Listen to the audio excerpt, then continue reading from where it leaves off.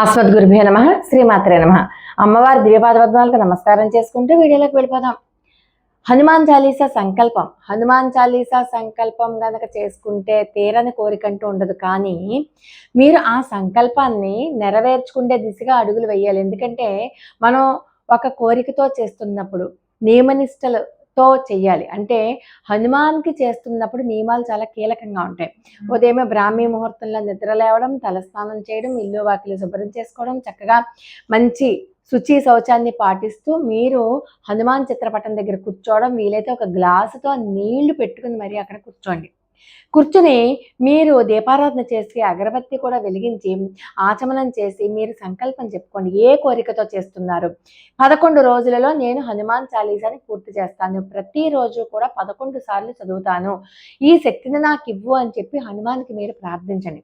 కానీ ఒకటి మాత్రం గుర్తుపెట్టుకోండి, ఆంజనేయ స్వామి ఎట్టి పరిస్థితుల్లోనూ మీ సంకల్పాన్ని నెరవేరనివ్వరు. ఎందుకంటే ఇది మీకు పెట్టే పరీక్ష. ఈ పరీక్షలో కనుక మీరు నెగ్గారా మీరు చూసుకోక్కర్లేదు. అంతేకాదు, మీరు హనుమాన్ చాలీసా సంకల్పం చేసుకునే ఈ 11 రోజులలో కూడా మీకు ఖచ్చితంగా ఆంజనేయ స్వామి ఏదో ఒక రూపంలో మీ దగ్గరికి వచ్చి మీ ప్రసాదం తీసుకెళ్తారు. మీరు సిద్ధంగా ప్రసాదంతో ఉండండి. ఆంజనేయ స్వామి యొక్క దర్శనం జరిగి తీరుతుంది. అలాగే ఇప్పుడు మీకు ఈ సమయంలో అదే ఆంజనేయ స్వామి ఏ రూపంలో వస్తారు? కోతి రూపంలోనే కదా వస్తారు హనుమ.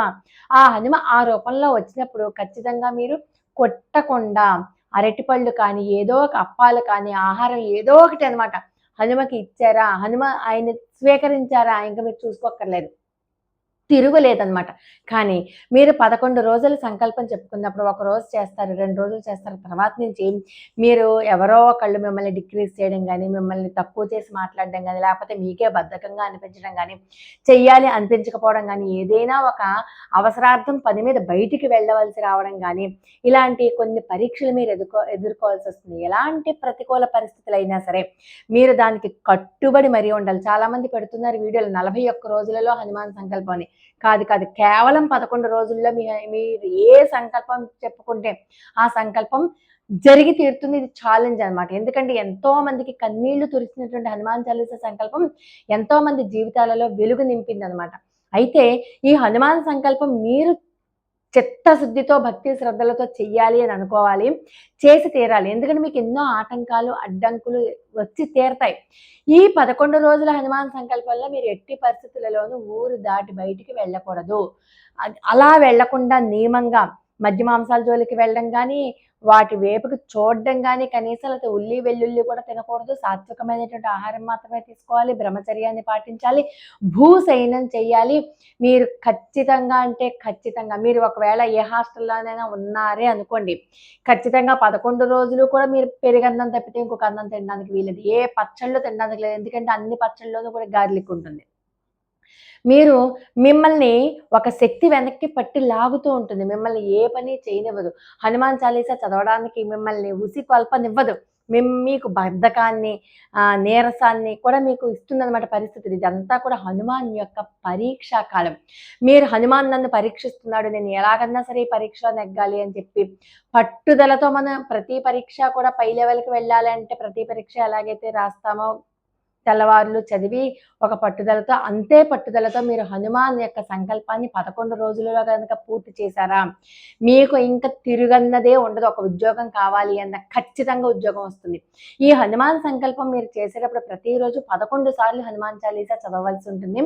అలాగే తులసీదాస సదాహరి చేర కీజయనాథ హృదయమహుడేరా అంటూ చివరి పదం ఉంటుంది. అక్కడ తులసీదాస దగ్గర మీకు మీ పేరేదో సుబ్బారావు అనుకోండి, సుబ్బారావు దాస. అక్కడ పేరు తులసి దాస దగ్గర మీ పేరు పెట్టుకోండి. పెట్టుకుని అది చెయ్యండి. అలా చేస్తేట ఒక ఫలితం అంటే అక్కడ హనుమాన్ చాలీసాను తులసీదాసుల వారు రచించారు. ఇక్కడ మీరు హనుమాన్ చాలీసాని మీరు మీ స్వ నోటితోటి మీ స్వయం కృషితోటి చదువుతున్నారు కాబట్టి మీ పేరు చేర్చుకుని చదివితే మీకు లాభం వస్తుంది అని చెప్పి ఎంతోమంది పండితులు, చాలామంది హనుమాన్ ఉపాసకులు కూడా చేసి చూశారు. దీంతో పాటు బజరంగ్ బాణ్ అనేటటువంటి ఒక బజరంగ్ బాణ్ కూడా చదివితే చాలా మంచిది అంటారు. కానీ ముందు మీరు ఈ 11 రోజులు మీ సంకల్పాన్ని నెరవేర్చుకోండి. పానకము, వడపప్పు పెట్టడం మర్చిపోకండి. మీరు ప్రతిరోజు గ్లాస్ నీళ్ళతో పెట్టుకుని మీరు హనుమాన్ సంకల్పం చేస్తారు కాబట్టి మీరు ఆ 11 రోజులు పారాయణ తర్వాత ఆ గ్లాస్ నీళ్లు మీరు తీర్థంలాగా ఆంజనేయ స్వామిని తలుచుకోండి. మీరు ఒకరోజు 5 తమలపాకులు పెట్టండి, ఒకరోజు 5 అరటిపళ్ళు పెట్టండి, ఒకరోజు బెల్లం ముక్క, పాలు పెట్టండి. మీ ఇష్టం ఏది పెట్టినా కానీ 11 రోజులలో హనుమాన్ సంకల్పం చేయడం అన్నది మీ పూర్వజన్మ సుకృతం. ఓం హరిమర్కట మర్కటాయ నమః ఈ మంత్రాన్ని ప్రార్థించండి. 108 సార్లు చేయండి. ఎందుకంటే తల కొట్టుకుని ఏడ్చింది, నాకు ఉద్యోగం ఇవ్వకపోతే నాకు బ్రతికే లేదు అని చెప్పి తల కొట్టుకుని ఏడిస్తే ఆ అమ్మాయికి 11 రోజులు ఈ హనుమాన్ సంకల్పం ద్వారానే అమ్మాయికి ఉద్యోగం వచ్చింది. హరిమర్కట మర్కటాయ నమః అన్న మంత్రాన్ని ఇప్పటిదాకా కూడా అమ్మాయి వదిలిపెట్టలేదు. అమ్మాయి ఇంక జీవితంలో వెనక్కి తిరిగి చూసుకోవాల్సిన అవసరం కూడా రాలేదు. అంత బాగా హనుమాన్ మనకి సహాయం చేస్తారనమాట. అందుకని హనుమాన్ సంకల్పం 41 రోజులు కాదు, కేవలం 11 రోజుల్లోనే మీ కోరిక జరిగి తీరుతుంది. మీరు మనం చెప్పుకున్నటువంటి నియమాలు మాత్రం నిష్టగా చేయాలి. ఇంట్లో నెలసరి ఉన్న వాళ్ళు ఉంటే మాత్రం హనుమాన్ సంకల్పాన్ని పెట్టకండి. వాళ్ళు లేనప్పుడు మాత్రమే, ఇంట్లో శుచి శుభ్రత ఉన్నప్పుడు మాత్రమే, శౌచాన్ని పాటిస్తూ ఉన్నప్పుడు మాత్రమే, మడిగా ఉన్నప్పుడు మాత్రమే హనుమాన్ సంకల్పాన్ని మీరు ఖచ్చితంగా ఆచరించండి. ఫలితాన్ని చాలా శీఘ్రంగా, అంటే చాలా శీఘ్రంగా 11 రోజులంటే 11 రోజులలో ఫలితాన్ని పొంది తీరుతారు. లోకా సమస్త సుఖినో